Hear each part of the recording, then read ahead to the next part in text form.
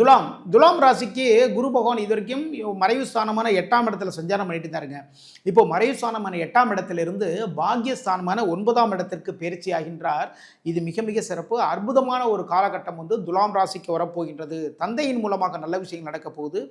அப்புறம் அரசாங்க வேலைகளுக்காக ட்ரை பண்ணிட்டு இருந்தீங்க இல்லையா? அரசாங்க வேலை கிடைப்பதற்கான வாய்ப்புகள் உங்களை தேடி கொண்டு வரும். நீங்கள் என்ன பண்ணணும் அப்படின்னா, இதெல்லாமே கிடைக்கணுங்க. இந்த விஷயங்கள் எல்லாமே கிடைக்கணும். அப்பாவுடைய சொத்து ஒன்று இருக்குது. அதில் பார்த்தீங்கன்னா சில வில்லங்கங்கள், பிரச்சனைகள் எல்லாமே இருந்துகிட்டே இருக்குது. இதெல்லாம் விலகணும் அப்படின்னா குருமார்கள் வழிபாடு பண்ணுங்க. சரிங்களா? குருமார்களுக்கு அதாவது உங்களுடைய ஆசிரியர்கள், கோவிலில் இருக்கக்கூடிய குருமார்களுக்கு ஒரு ஆசீர்வாதம் வாங்கிக்கோங்க. முக்கியமாக ஒரு இன்டர்வியூ போகிறீங்கன்னு வச்சுக்கோங்களேன். முக்கியமாக ஒரு ஒரு வேலை தேட போகிறீங்க, இல்லைன்னா புதுசாக ஒரு வீடு வாங்க போகிறீங்கன்னு வச்சுக்கோங்க. அப்போ என்ன பண்ணணும் அப்படின்னா, குருமார்களுடைய ஆசீர்வாதம் வாங்கிட்டு நீங்கள் அதுக்கப்புறம் எந்த வேலை இருந்தாலும் பண்ணுங்கள். அப்புறம் பாருங்கள், அனைத்து விதமான முயற்சிகளும் வெற்றி வாய்ப்புகளை காணலாம். திருமணம் தொடர்பான விஷயத்தில் ரொம்ப நாளாக தள்ளி போயிட்டே இருக்குது, என்ன பண்ணுறதுன்னு தெரியலன்னு சொல்லி ரொம்ப குழப்பத்தில் இருந்தவங்களுக்கு துலாம் ராசிக்காரர்களுக்கு இந்த குரு பயிற்சிக்கு பிறகு திருமண வாய்ப்பு தேடிக்கொண்டு வரும். பொண்ணு எங்கே இருக்குதுன்னு தெரியலப்பா, ரொம்ப நாளாக தேடுறோம். அதேமாதிரி மாப்பிள்ளை எங்கே இருக்காருன்னு தெரியல, ரொம்ப நாளாக தேடுறோம், கண்ணுக்கு தெரியாமல் இருந்தார். இப்போது உங்களுடைய கண்களுக்கு உங்களுடைய வாழ்க்கை துணைவியோ வாழ்க்கை துணைவரோ தெரிவார். ஓகேங்களா? அப்போ திருமண தொடர்பான விஷயத்தில் முன்னேற்றங்கள் ஏற்படும், திருமண வாய்ப்பு அமையும். எதிர்பார்த்த அனைத்து நல்ல காரியங்கள் அனைத்துமே இதுக்கப்புறம் உங்களுடைய வாழ்க்கை நடக்க ஆரம்பிக்கும். மிக மிக சிறப்பான ஒரு காலகட்டமாக துலாம் ராசிக்கு வருகின்றது. குரு பகவானுடைய 5ஆம் பார்வை உங்களோட ராசி மீது விழுதுங்க. ஓகேங்களா?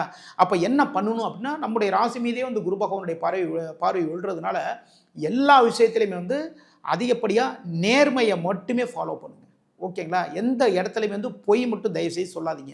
நீங்கள் பொய் சொன்னீங்கன்னா அதன் மூலமாக, அதாவது பிஸ்னஸ் சம்மந்தமான விஷயமா இருந்தாலும் சரி தான், பிஸ்னஸில் கொஞ்சம் அதாவது பொய்ங்கிறது கலந்து தான் வரும் தான், இருந்தாலுமே மிகப்பெரிய அளவில் பொய் சொல்லி அதை மாதிரியான விஷயங்கள் மூலமாக சம்பாதிக்கலாம் நீங்கள் நினச்சிங்க அப்படின்னா, அங்கே தான் பார்த்தீங்கன்னா உங்களுக்கு கோர்ட்டு கேஸு வம்பு வழக்குகள் அனைத்தையுமே குரு பகவான் உங்களுக்கு அள்ளி தந்து விடுவார்.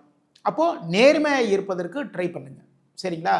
அப்போது பிஸ்னஸ் பண்ணுறப்போ உங்ககிட்ட வேலை பார்க்குறவங்களுக்கு உங்களால் முடிந்த அளவுக்கு என்ன உதவிகள் பண்ண முடியுமோ எல்லாம் பண்ணுங்கள். இதே மாதிரி பண்ணிங்கன்னு வச்சுக்கோங்களேன், குரு பகவான் உங்களுக்கு அள்ளி தருவார்.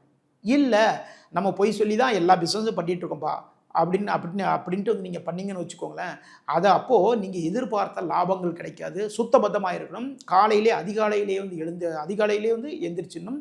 வார்த்தைகள் சுத்தமாக இருக்கணுங்க. வேற ஒன்றும் கிடையாது. யாரையாவது சும்மா திட்டுறது, சும்மா ஏதாவது ஒரு பிரச்சனை பண்ணுற மாதிரி பேசுறது, தயவுசெய்து இந்த விஷயத்தை எல்லாத்தையுமே விட்டுட்டிங்க அப்படின்னா, குரு பகவானுடைய பார்வை உங்கள் ராசி மீது விழுது. இதன் மூலமாக நல்ல நல்ல விஷயங்கள் எல்லாமே வாழ்க்கையில் மாற்றங்கள் ஏற்படும். குரு பகவானுடைய 7ஆம் பார்வையை ராசிக்கு 3ஆம் இடத்தில் பதிகின்றது. முயற்சிகளில் வெற்றி, சகோதரர் மூலமாக நல்ல விஷயங்கள், கூட்டு தொழிலில் லாபங்கள் அதிகரிக்கும். எதிர்பார்த்த இடத்துலேருந்து நல்ல நல்ல விஷயங்கள் எல்லாமே கிடைக்கும். எழுத்துத்துறை, பத்திரப்பதிவுத்துறையில் இருக்கிறவங்களுக்கெல்லாம் பார்த்தீங்கன்னா பதவி உயர்வுகள் கிடைப்பதற்கான வாய்ப்புகள் உங்களை தேடிக்கொண்டு வரும். குரு பகவானுடைய 9ஆம் பார்வை உங்களுடைய ராசிக்கு 5ஆம் இடத்தில் பதிகின்றது. 5ஆம் இடம் தான் பூர்வ புண்ணியஸ்தானம். குழந்தைகளுக்கு அவங்களுக்கு என்னென்ன தேவையோ, குழந்தைங்களுக்கு என்ன தேவையோ அந்த விஷயங்கள் எல்லாமே வாங்கி கொடுங்க. மிக மிக சிறப்பான ஒரு விஷயமாக மாறும்.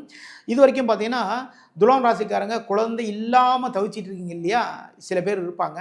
இப்போது குழந்தை பிறப்புக்கான அந்த காலகட்டம் உங்களை தேடிக்கொண்டு வரும். ஓகேங்களா? மிக மிக சிறப்பான ஆனந்தமான ஒரு வாழ்க்கை உங்களை தேடிக்கொண்டு வரும். மனமகிழ்வான விஷயங்கள் எல்லாமே நடக்கும். குடும்பத்தில் பார்த்தீங்கன்னா சுபகாரிய நிகழ்வுகள் இதுக்கப்புறம் நல்லபடியாக அற்புதமாக நடக்க ஆரம்பிக்கும்.